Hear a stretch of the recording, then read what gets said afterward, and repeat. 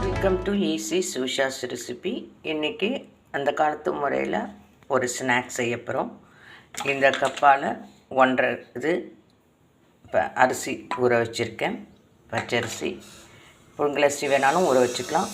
ஒரு முழு மிளகாய் வத்தல், இதில் 1 துவரம்பருப்பு, 3/4 கடலைப்பருப்பு, 1/4 பைத்தம்பருப்பு, 1 பிடி உளுத்தம்பருப்பு ஊற வச்சுருக்கேன்.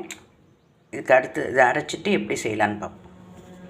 ஓகே வீவர்ஸ், இப்போ அரிசி, பருப்பு, ஒரு வரமிளகா, ஒரு 4 பச்சை மிளகா போட்ட நல்லா காரமாக இருக்கட்டுமே, அந்த ஃப்ளேவர் எனக்கு பிடிக்குங்கிறதுனால கொஞ்சம் உப்பு போட்டு குறைன்னு அரைச்சிருக்கோம். மல்லி, கருவேப்பிலை கட் பண்ணி போட்டிருக்கேன். அதோடு இந்த வெங்காயம் போட்டு தேங்காய் ஆல்ரெடி போட்டு மிக்ஸ் பண்ணியிருக்கேன்.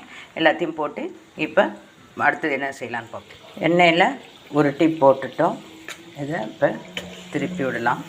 இது ரொம்ப டேஸ்டியாக இருக்கும். நல்லா ஹை ப்ரோட்டீன், குழந்தைங்களுக்கு இது ரொம்ப பிடிக்கும். 2 மினிட்ஸ் கழிச்சு இதை எடுத்துடலாம்.